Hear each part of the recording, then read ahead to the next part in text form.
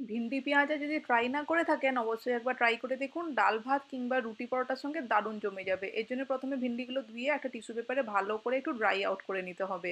তারপর এরকম লম্বা লম্বা ঝিরি করে কাট করে নিয়েছি, আর পেঁয়াজও এরকম লম্বা করে কাট করে নিয়েছি। এরপরে একটা বড় সসপ্যান নিয়ে নিলাম, তার মধ্যে বেশ খানিকটা সর্ষের তেল দিয়ে ভিন্ডিগুলোকে ছড়িয়ে ছড়িয়ে ভালো করে নেড়ে চেড়ে ভেজে নিতে হবে। ভিন্ডিটা কিন্তু অলমোস্ট আমাদের 80 to 90% কুক করে একটা প্লেটের মধ্যে ঠান্ডা করতে রেখে দিতে হবে।